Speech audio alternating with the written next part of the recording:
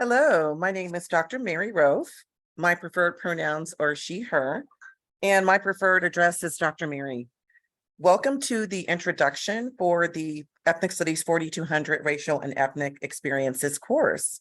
So what I'm going to do is actually go through a brief PowerPoint presentation to introduce the really key elements of the course, as well as myself. And I do look forward to learning more about you all and your backgrounds with the Meet Your Peers activity.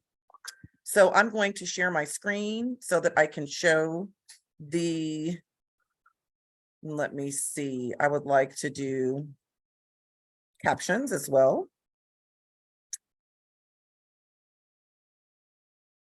Okay, so I think that should be, hopefully that will work. So I'm going to go right into the course introduction. And again, I'll give a little bit about my background so that you can get a sense of my experiences and, okay, as well as the range of my experiences and a variety of different kinds of roles for the last 25 plus years in education, from what I call and what educators and policymakers call the P through 20 pipeline, which is the pre-kindergarten through the post-secondary pipeline, with the 20 actually delineating when someone has completed a bachelor's degree. So this is a Ethnic Studies upper division course. So the readings are very dense because it is a 4200 level course. And also there is so much to cover in terms of racial and ethnic experiences, really primarily within a US context. And that even with all of the readings, the unit exams, the presentation that you will be able to record as a video, similar to what I'm doing now and sharing your screen, as well as the reflection essay, which you have different options for when you would like to submit the reflection essay, and with an understanding that because this is an asynchronous course, the deadlines are what I call soft deadlines. So once I make an assignment available, and I'll get into our teaching engagement platform at the end of this introduction to the course itself and to ethnic studies as a field, once I open up an assignment, I will keep it open through the last day of the course before I need to actually do grades to be able to submit final grades, which is May 22nd right now. So the deadlines, and I'll get to that with the syllabus, they are suggested, strongly recommended deadlines, because you don't have to wait until the listed deadline on the syllabus to complete assignments. And also the assignments will all be open, right? Once I open them up, they're going to be open all the way through the date that I need to have everything finalized so that I can calculate and submit final grades. So I love agendas. I think it's very important to stay on track. And so the purpose of this course introduction is to introduce myself, introduce the course, and specifically give some both current and historic political and social context for ethnic studies as a field. And then we will review the syllabus, and I'll give you, I've already done in a video with the instructions for the first week's assignment, which is the Meet Your Peers assignment. And I just want to add a few more, like an option, depending on if you are completing the assignment from a Mac or from a PC. So also thanks to a student who alerted me on the the way to do this assignment looks different, if possibly looks different, depending on the parameters of your device. So my name is Mary Rove. My preferred address is Dr. Mary. I'm not going to go through a whole lot of detail. I just wanted to show the range of my experiences over the years, starting with actually my second year teaching in 1994 in Washington, DC, and teaching American history and teaching it within what I didn't realize at the time, but because of my undergraduate training at Georgetown University, Go Hoyas, where I graduated in 1993, I initially planned to be a diplomat. And so when I did research on, well, what universities offer degrees and majors in order to become a diplomat, and Georgetown University School of Foreign Service, which is the US diplomatic corps, is called the Foreign Service, and it's named after Georgetown University's School of Foreign Service. So I have always been fascinated by world cultures, by languages, and by geopolitics. Like, how do we end up politically and socially and economically in the current state? And then how that really, in situating that within my positioning, obviously, as an African-American, cisgender, heterosexual woman who is descended from formerly enslaved peoples of African descent, or what would be called a descendant of American chattel slavery, and how that has really radically shaped my experiences navigating my life. It's really helped me, and having a family full of historians who collected historic articles all the way from chattel slavery. My grandfather on my mother's side actually collected shackles that were used to shackle enslaved peoples, all the way up to collecting original items from the era of Jim Crow segregation, that even though it was intensively concentrated in what is called the Deep South, it was prevalent to some degree everywhere in the United States, including in California and the West. So having some of those original signs that said coloreds only, that's what people of African descent were referred to during that era, which follows 246 years of chattel slavery in the US, which did not practice chattel slavery for the longest amount of time, in comparison to other countries like Brazil, which did not officially abolish slavery until 1888. Ergo, it is the country with the largest number of people of African descent outside of the continent of Africa, for example.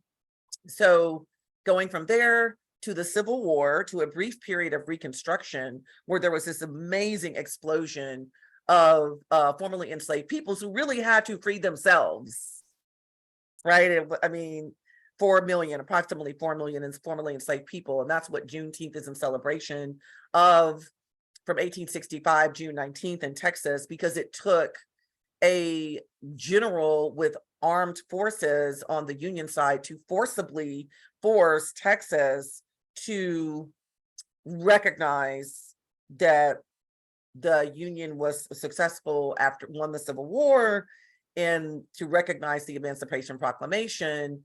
So there's so much misinformation, and so many people who absolutely do not know anything. And that is the definition of ignorance, is not knowing.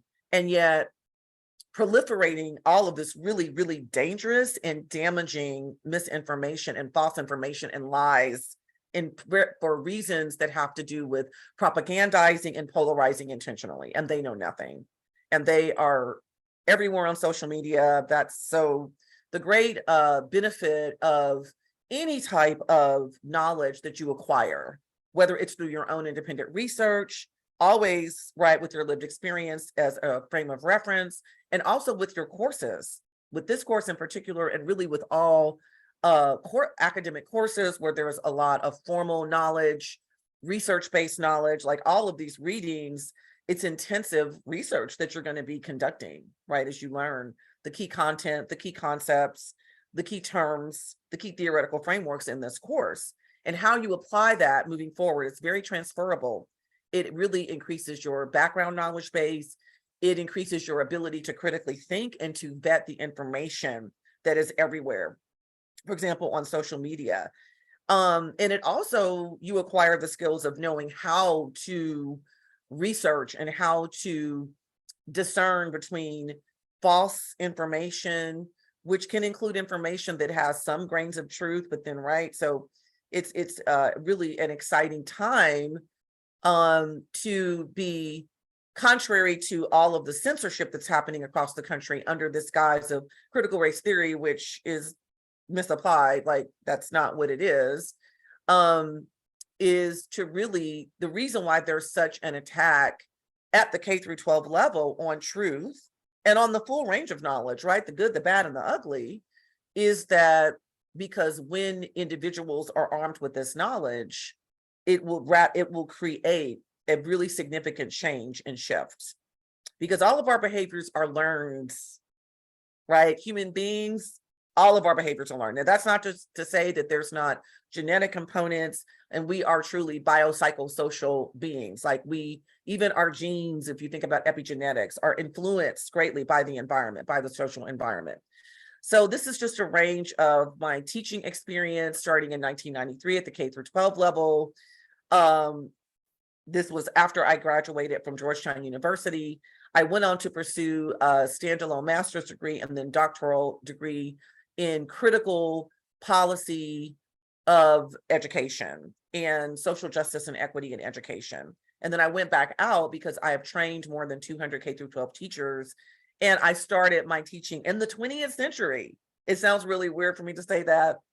And so when I completed my doctorate or my PhD in 2008, and I wanted to continue to be able to work in K through 12 and specifically coach teachers, be an administrator. This photo here at the bottom with the first grade student in 2011, I was an administrator in this photo. And then prior to that, I went back into K through 12 to teach again as a classroom teacher in 2010, because in order for me to be able to continue to really effectively support K through 12 teachers, I needed to go back into the classroom in the 21st century and teach within the context of all of the different policy changes and all of the political changes around K through 12 teaching, which has become highly politicized and polarized. So I grew up in the northernmost part of the Mississippi Delta in a place called Pine Bluff, Arkansas, where even though it's in Arkansas, it's located very close to Mississippi, very close to Louisiana, which is where my grandmother on my father's side, her people come from. And so I grew up in where my father went to all segregated schools through high school. He was a first generation college student. My mother's background is very different. She's had a long line of ancestors who have graduated from college, much more privileged socioeconomically. So it was almost like to grow up in such a bifurcated family in terms of socioeconomics was almost like being bicultural or biracial. And even with my mother's skin tone, and sometimes I was mistaken for being biracial because in Arkansas, back in the day, because of how fair-skinned my mother was in contrast to my father. So because of growing up in this part of the country, 40 minutes away from Little Rock, Arkansas, where the Little Rock Nine desegregated Central High School in 1957, my father in Pine Bluff was a part of this movement to desegregate public schools in Arkansas. Both of my parents knew key civil rights activists, including some of the Little Rock Nine themselves, those 9 students who ranged in age from like 14 to 15 primarily, right, against hundreds and hundreds of really violent, antagonistic white students who systematically abused them because they did not want them to desegregate the school. That was all of these schools being supported by everybody's taxpaying dollars, but then all of the resources going to support the vast majority of the resources being channeled to support schools, facilities like public restrooms, public swimming pools, public libraries that were segregated based on race. And some of my favorite hobbies are music. I have a lot of energy. I'm old school. I love 90s R&B and hip hop. I also love 70s. It wasn't called classic rock when I was growing up, and even growing up in the 60s, listening to Joan Baez and artists like Joni Mitchell, who were really in that kind of folk rock category. And I love house music. I love house music, which has a really fascinating history. It was created by members of the Black LGBTQIA+ communities in Chicago. And now it's like been, it's worldwide at this point. And it's experiencing a renaissance. ergo Beyonce's latest album. So I'm really excited. I'm going to be going to see Beyonce for the first time over the summer, because I love house. I mean, and obviously I kind of grew up as a young adult with Destiny's Child and all of the different phases of her career. I've never been interested in seeing her live. No offense to anyone who's a part of the Beehive, because I love house music so much. And I absolutely, what she did with Renaissance is absolutely masterful in every way. And so I'm really excited. I also love world music and music from other cultures. I am a bilingual English Spanish speaker because in order to graduate Georgetown University out of the School of Foreign Service, everyone had to learn and become proficient in the history, right? And also speaking and writing a language other than English, because we were going to serve in the Foreign Service, right? We were going to be diplomats. And so it was amazing because I really got into dances and music. This was in DC, so the East Coast, like merengue, salsa, cumbia. I got introduced to Mark Anthony back in the day, got introduced to music out of Miami, from a whole CD named after La Calle Ocho, which is a really famous street in Miami. So, and I love to I've traveled like super extensively throughout Mexico and primarily Central America, with a little bit with Brazil, which is the picture on the bottom right, is where I did a summer program called Black Transnational Decolonial Feminism that was set in Bahia, the northeast part of Brazil, which is also called Little Africa.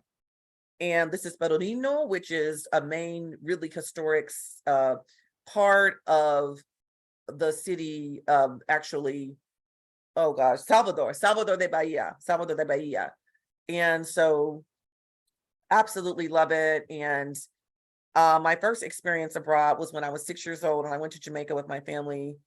And I also was an exchange student in Quito, Ecuador in 1990, many years ago.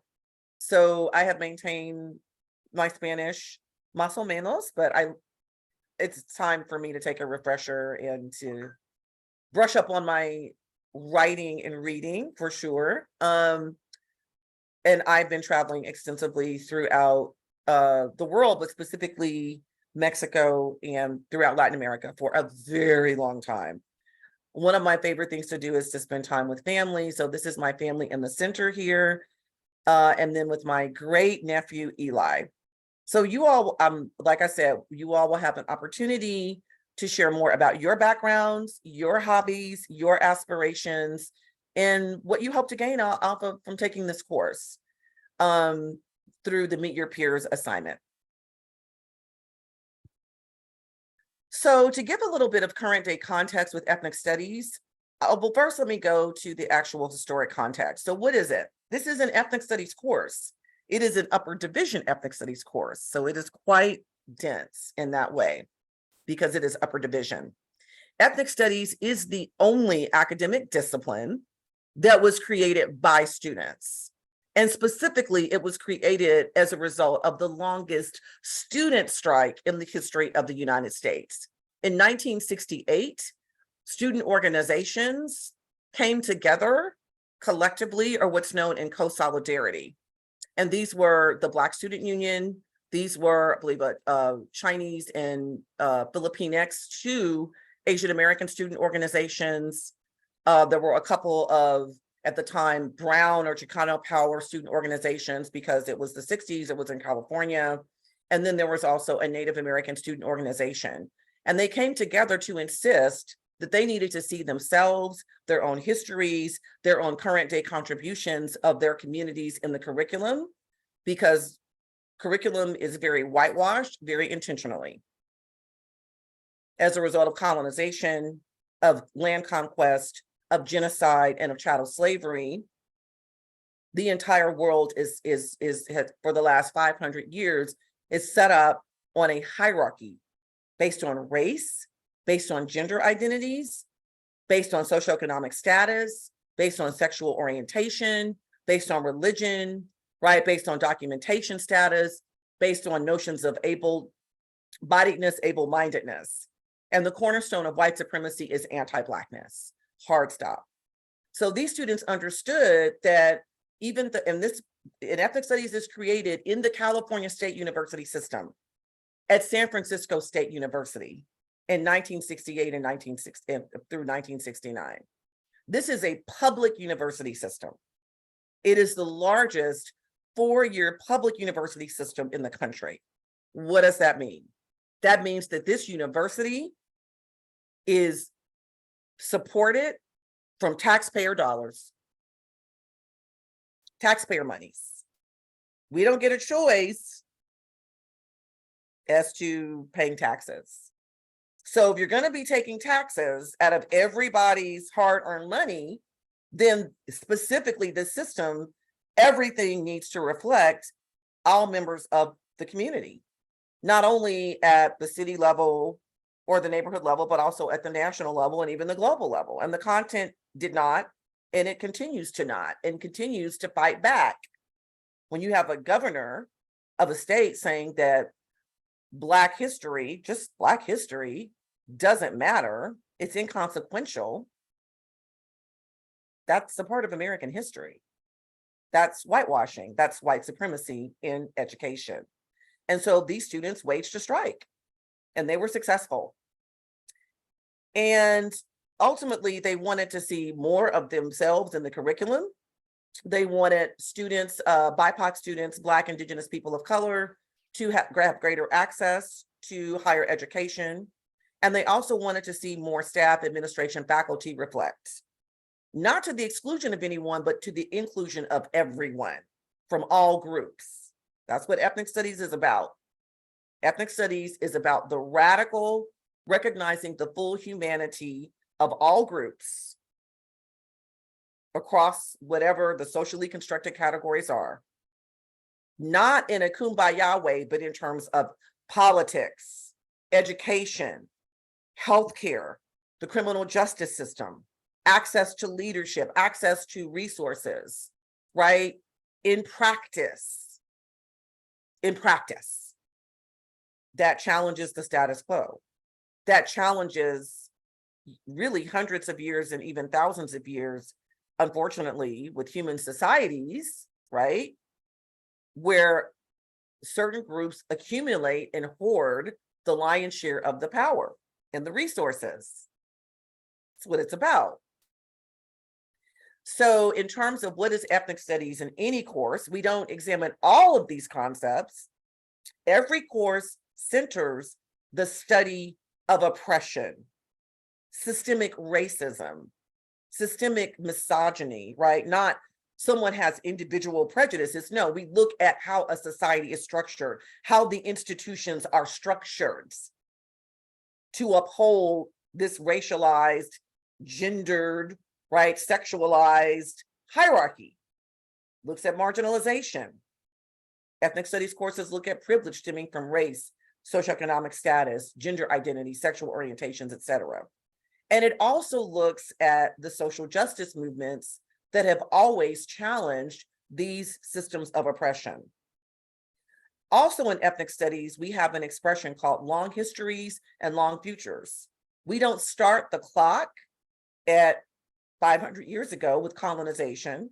We start the clock thousands of years ago, when the greatest societies and civilizations on Earth were not only in Europe, the longest enduring societies on Earth are throughout what is now called the United States, or Turtle Islands, what was scholars call Mesoamerica, or current day Mexico, Central and South America, throughout Asia, and throughout the continent of Africa. So with ethnic studies, we understand that the power and the humanity of these marginalized groups predates colonization, genocide, land conquest, chattel slavery, and ongoing white supremacy by thousands of years, and will outlast this system by thousands of years, because this system is crumbling. It's not sustainable. Some concepts that we cover ethnic studies is not critical race theory. And we do cover critical race theory to the degree that whenever we look at the codification of race, whether it's through the US, the institutionalization of it, right? Whether it's through the US Census Bureau, which every Census Bureau from the first one dating back to 1790 creates these categories and reinforces them in all types of ways. That's why when you fill out applications and you see all of these categories for race and ethnicity, and that all comes actually through what's the US Office of Management and Budget. The US government has codified that, right? The US Congress, the very first one after the US Revolutionary War and the Constitution was ratified in 1790, it was the United States Congress and the Naturalization Act of 1790 that said that only individuals who were classified as white could become naturalized US citizens. So the reason we have all of this anti-immigrant, but immigrants from where? The pushback against this, the criminalization of people seeking political asylum, right, is because you have to understand that literally from the outset, when the US transitioned from British colonies to a sovereign nation, one of the very first laws that was passed was that only those classified as white could become citizens. We don't understand where we are now unless we go back to the beginning. So that's an example of critical race theory. It's looking at laws. It's looking at policies. I mean, it's a high level subcategory of advanced legal studies. We also, ethnic studies is all about decoloniality theory. Decolonizing means telling the truth. Decolonizing means, for example, recognizing that the vast majority of inventions in the US were done by enslaved peoples. They were doing all the work. And all of that has been completely whitewashed. So now people believe that people of African descent swung from trees on the continent of Africa, not knowing, right, about all of these advanced civilizations, not only during the era of what we would consider medievalism in Europe, but even prior to that. And so then the rhetoric becomes, well, chattel slavery was actually good for them. No, it actually wasn't. And actually, without the ingenuity and the innovation of peoples who were being kidnapped from all of these nations, you wouldn't have all of the inventions that we have. That's an example. Decolonizing theory is telling the truth. It's reclaiming our true histories, our true current day contributions, and it's reclaiming the fullness of our ancestral practices within a current day context. That's what decoloniality is. Structural racism, systemic racism. Got to understand it's not about individual acts of prejudice. We look at it from the macro level, big picture view. Colonialism, right, is always at the center, which is the onset of colonization and how the legacy of colonialism continues in the current day. White supremacy, the whole construction of race actually initiates with the first colony of Great Britain, or well, England, which is Ireland. And this is where all of the stereotypes that we associate with people of African descent, with Latinx, with people of color, with the exception of Asian Americans, that was a different kind of trajectory with the stereotypes that were created 100 years prior to the creation of the model minority myth. It's all based on all of the stereotypes that were created to justify not only colonization of Ireland by England, but also the first prototypical plantations were created in Ireland. And there were actually thousands of Ireland who were actually shipped during the transatlantic slave trade and forced into enslavement because they refused to give up their lands. Right, so so the Ireland were subjected to it all. They were subjected to stereotypes that are now associated with based on race.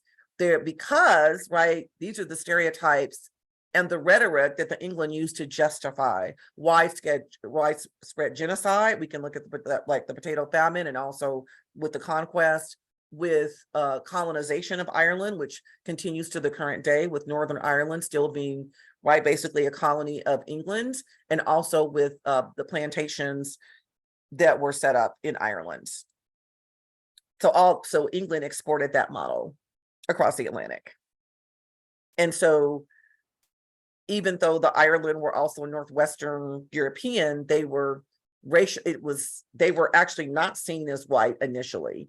They weren't seen as white due to British colonization, and for a long time, for a significant amount of time, they weren't seen as white in the US, but then whiteness itself got expanded. Race is a social construction. There's nothing biological about it. We also look at, obviously, social justice movements and then intersectionality theory. It's like, how does marginalization and privilege play out in really complex ways? Like, for example, being cisgender, I have privilege because I identify with the normative gender, right, that is privileged above going beyond the binary, which societies for thousands of years had multiple categories for gender. It was colonization, and there were some that were binary, right? Male, female, masculine, feminine. There was a far greater range. And so there's privilege associated with me, for example, fitting into the gender binary. Now, as a Black woman, marginalized for sure, right? Socioeconomically, on my mother's side, I have a lot of privilege, right? So it's recognizing, intersectionality is recognizing that we belong to multiple socially constructed categories that play out in different ways along the hierarchy. And so there are some categories that I belong to, and not even by choice. I could choose to identify, for example, racially, however I want to. Externally, I'm racialized as Black, right? I mean, I don't get to choose that. So it's not merely about, identity. No, it's about socially constructed categories that have been in place and created at the societal level for hundreds of years, and that get imposed on individuals, imposed on them. Structural, right? Ethnic studies is about looking at structures and systems of power. It goes beyond identity politics. That's more of a very individualistic, decontextualized way, right? So these are some of the concepts that we cover in ethnic studies courses. Now, I'm not going to spend a whole lot of time on the syllabus. So I do want to point your attention to it. It is here in the first module, which is the week 1 module. Here is the course. The PowerPoint I've uploaded here already. And in terms of the syllabus, I provided the course description. This course in particular, to give a shorthand, is looking at the construction of race and ethnicity in the US, historically and currently, and how it evolves and changes over time. And the experiences, right, connected with that in very contemporary contexts. I'm very excited because this course was revamped last summer. And so we have very, very up-to-date readings that look at the dynamics of racism within pandemic times and how COVID didn't create a lot of the stark inequities and how different communities were impacted differently. It didn't create that. It wasn't some kind of genetic, right, or scientific reason for certain communities being harmed or hurt more than others. It's about a longstanding pattern of inequities that really COVID exacerbated and exposed, like these kinds of readings that connect the kind of very current day experiences and also within the historic and current political, social, cultural, and economic context for the racialized hierarchy that was established worldwide and specifically in the US, and then how that plays out in current days. That's what this course is about. I do want to point out a few highlights. All of the required readings are provided on Canvas. There are many readings with this course. And ethnic studies is an interdisciplinary field. So in addition to ethnic studies scholarship, we also draw from critical history, critical sociology, critical anthropology, ... We integrate sources from a number of fields. And it would be, if I were going to require you to buy all of the texts, you would have to buy the equivalent of a small library. No go, way too expensive. Ethnic studies is about equity at its core, radical social justice, radical healing, right? And so all of the readings are provided for free. And the way that I have them organized on our Canvas course shell is exactly how they're organized on the syllabus. In terms of assignments, I have a shorthand, right? And the course is divided into 4 courses. And we can see when we talk about historic, we're talking about pre-colonization.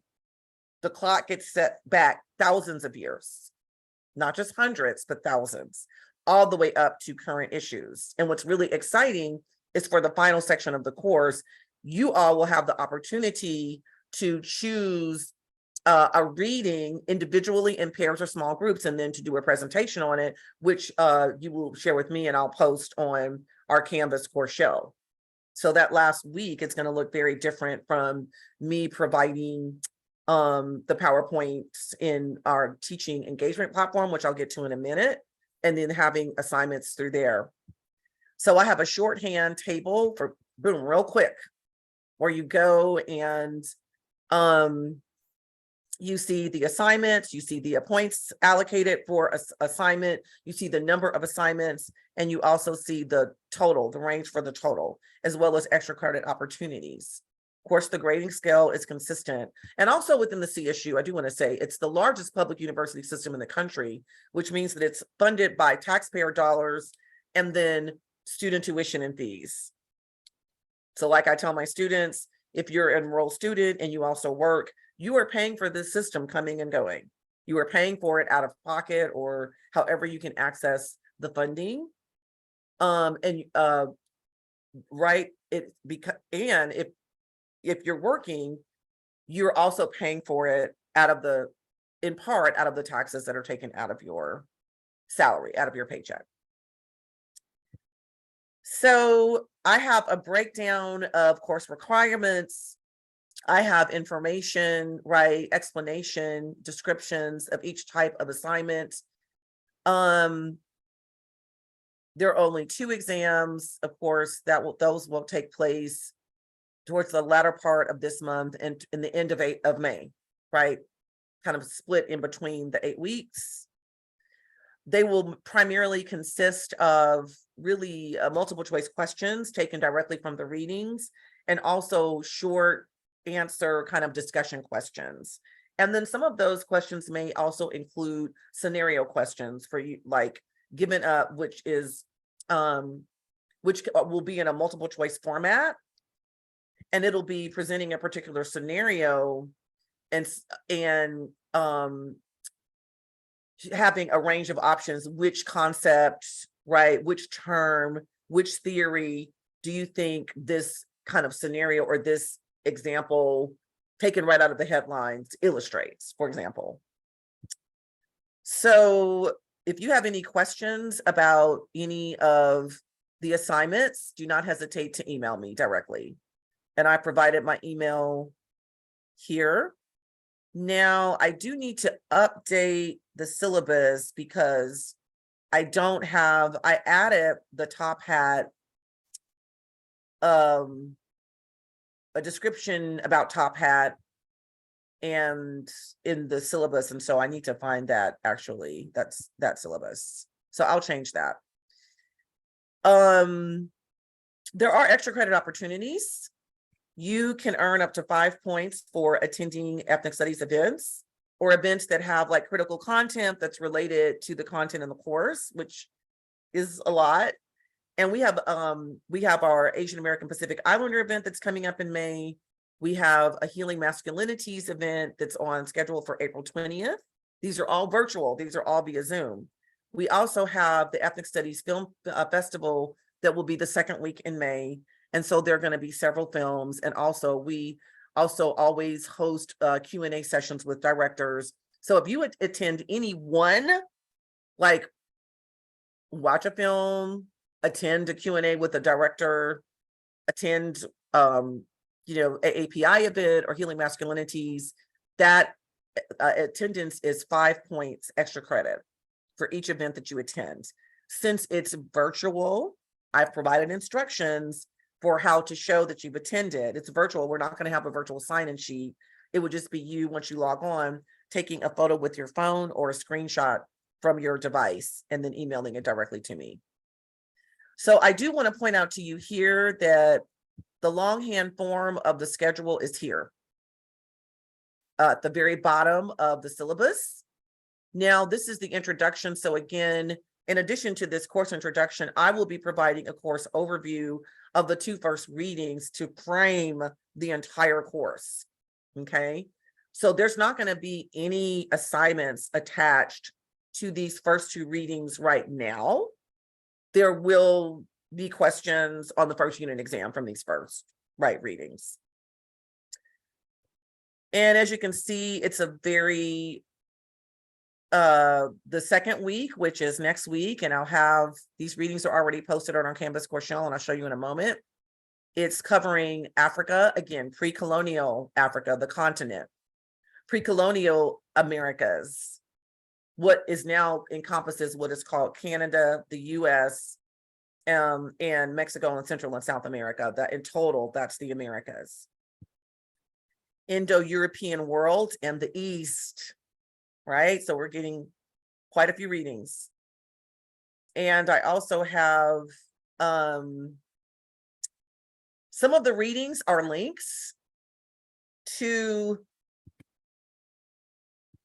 articles. And so what I have to make sure that I'm doing is, for example, this is your view, and I will make sure that I create a page on the module that has the link, the title and the link connected to it, so that you can access the link directly and on the module for that week, because these are a part of the required readings, and to be able to easily access them without having to go back to your syllabus. That's what I will do. So that's the longhand form. What I want to do now is actually, I can't do it on this laptop, so I will do it once we open up the first assignments on Top Hat. I'm going to be doing videos, pretty much posting videos every week before going into each unit and each module in the assignments for the teaching engagement platform. I also posted an announcement and including the information here, which I'm going to add onto the syllabus. So this is a teaching engagement platform. It's very interactive. It has all types of amazing features. It's super, super user-friendly. It's super, super nimble. That's why I use it. I can embed, in addition to the content from the PowerPoint presentations, which is I will be pulling out key takeaways, key concepts, key terms, key theories from each unit's reading, because it's so much and it's so dense, and it's very important to pull out the key takeaways from each module, from each unit's readings. And in addition to doing that, I integrate supplemental videos, supplemental readings with questions, discussion questions, reflection questions that further help you to apply, to see examples, or to learn more about the key content from each unit's readings. So it gives you the opportunity to do a deep dive. So you're not just going through a PowerPoint presentation, okay, and skimming through the slides, right? And then I integrate the assignments throughout the PowerPoint presentation for each module for each week. So it's very interactive, right? And so, and it's very streamlined, and it's set up that way so that you can do a deeper dive into the readings, into the key content. This is the only cost associated with this course, which is a $30 subscription fee. Now I've already created, and again, I need to, I work from 2 different laptops, so my information is not set up here, but actually when you click on that link, it'll take you right to being able to subscribe, because you'll need to subscribe. And as you can see, racial and ethnic experiences, it's really, I made a mistake. It's 8 weeks, right? Not 6 weeks. So it's going to be set up with an 8-week format, because I'm able to do that on our shell in Top Hat, and it's spring 2023. So you specifically need to subscribe to this course. That's why the link takes you directly there. And I'll go into more detail about Top Hat and navigating that once we get into it, and provide a video, which we will not do until next week, when the first actual assignments, most of the assignments are either, you can see I like to work with Google Docs, or they're through Top Hat. The ongoing, right, assignments. And that's intentional. And another reason, so a lot of the materials, the instructions, the syllabus, the videos, because I like, I like to post the videos, for example, with the modules. So as you go into each week's modules, what I'm going to start doing is just like maybe expand this and have a video that's like, okay, this is the Top Hat video. This is the video that shows you, the assignments that are coming directly from the readings for that week. But like I'm dividing it into the ongoing assignments overwhelmingly being in Top Hat, because of how this platform is set up. It has some components of a learning management system, and it's also primarily a teaching engagement platform. And also it's not connected to StanState's network. So regardless of, I don't anticipate that we will have another system outage such as we had in the spring of 2023. I don't anticipate, and sometimes there are technological glitches. None of that will affect your ability to keep up with the work, because the Top Hat platform is outside of the StanState network.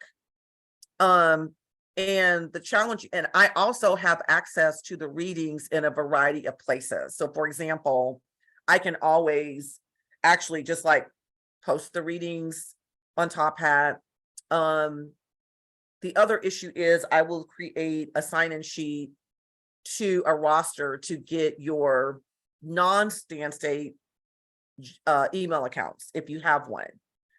This is all is a measure to make sure that there are no disruptions, right?